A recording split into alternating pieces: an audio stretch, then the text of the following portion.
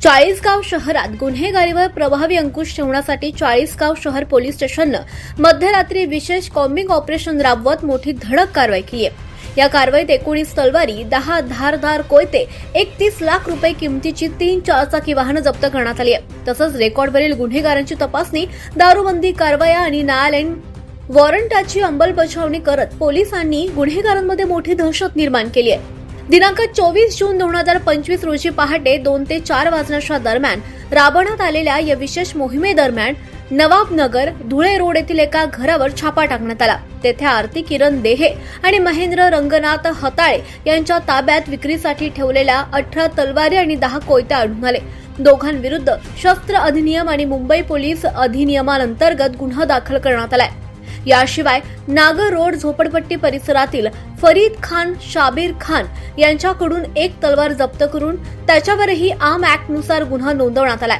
या कॉम्बिंग ऑपरेशनमध्ये रेकॉर्डवरील 80 आरोपींची तपासणी करण्यात आली आहे। त्यापैकी 44 आरोपी घरी आढळून आल्यानं त्यांना पोलीस स्टेशनमध्ये बोलावून समज देण्यात आली आहे।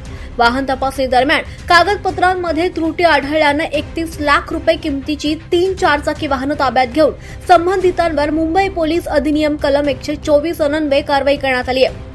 तसेच न्यायालयाकडून प्राप्त 8 पकड वॉरंट आणि 3 समन्सची यशस्वी बजावणी करण्यात आली आहे। दारूबंदी मोहिमेत 3 गुन्हे दाखल करून 60 लिटर गावठी हातभट्टीची दारू, सुमारे 1000 लिटर कच्चे रसायन नष्ट करण्यात आले।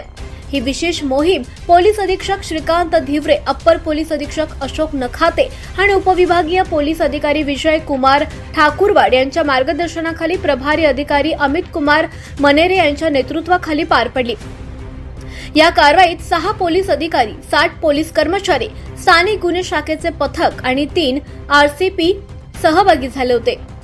गुन्हेगारी प्रवृत्तीच्या व्यक्तींवर पोलिसांनी केलेल्या या धडक कारवाईमुळे चाळीसगाव शहरात कायदा आणि सुव्यवस्था अधिक बळकट करण्याच्या दिशेने महत्त्वाचं पाऊल उचललं गेल्याची भावना नागरिकांनी आता व्यक्त केली आहे।